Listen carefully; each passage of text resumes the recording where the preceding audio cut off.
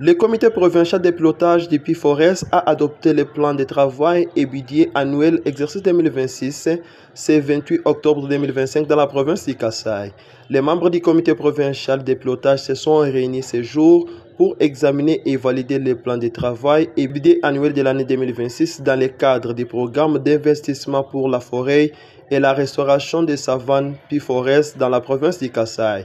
Cette réunion du COPIL, présidée par M. le gouverneur de province, Maître Crispin Mukendi Bokassa, était aussi l'occasion de présenter l'état d'exécution du programme à ce qui concerne les planifications et faire le point sur l'état des processus de recrutement des agences locales d'exécution, maîtres d'ouvrage délégués, assistants techniques, ainsi que celui des acquisitions. Yannick Luamba, expert en suivi et évaluation, a, dans sa prise de parole, fait l'état du démarrage de la mission des assistants techniques chargés d'appuyer l'aménagement du territoire dans les provinces ciblées prévues en 2026, laquelle consiste à élaborer le plan provincial d'aménagement du territoire. Cette réunion s'inscrit dans le cadre de la gouvernance normale de chaque projet.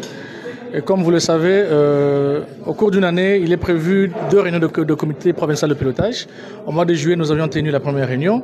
Et là, nous venons de tenir la deuxième réunion qui était totalement consacrée à l'évaluation de la mise en œuvre du projet à ce jour, mais aussi à la présentation du plan de travail et budget annuel pour l'exercice 2026. Comme vous le savez, chaque projet a ses étapes.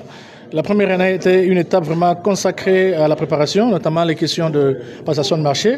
Et aujourd'hui, nous avons atterri avec cette première étape. Nous sommes venus, dans le cadre de cette réunion, présenter ce qui a été fait, notamment en termes d'acquisition. Donc, il y a eu beaucoup d'acquisitions qui ont été faites pour préparer la mise en œuvre efficace des activités sur le projet. Vous remarquerez qu'en 2026, le projet connaîtra une montée en puissance en termes d'activité, étant donné que nous avions pris le temps de préparer cette mise en œuvre. Et les agences locales d'exécution qui viennent d'être recrutées vont se déployer d'ici la fin de l'année et pour un meilleur rendement sur le terrain. Et notre objectif de développement, c'est contribuer à l'amélioration des paysages forestiers. Vous savez bien que moi que la province du Kasaï, à l'instar des autres provinces, a connu des effets négatifs liés au changement climatique. Il faut mettre en œuvre des actions qui visent à restaurer ou bien à atténuer ces effets-là. Mais au-delà de l'atténuation de ces effets néfastes, nous allons contribuer au travers de nos activités à l'amélioration des conditions des moyens de subsistance de ces communautés-là et lutter contre la pauvreté à la fin. Pour le gouverneur des provinces, Maître Crispin Mukendi Bokassa, qui a lancé ses assises de cette réunion, a rendu hommage mérité au président de la République, chef de l'État, Félix Antoine Tshisekedi Tshilombo, pour son leadership éclairé en matière de lutte contre les changements climatiques.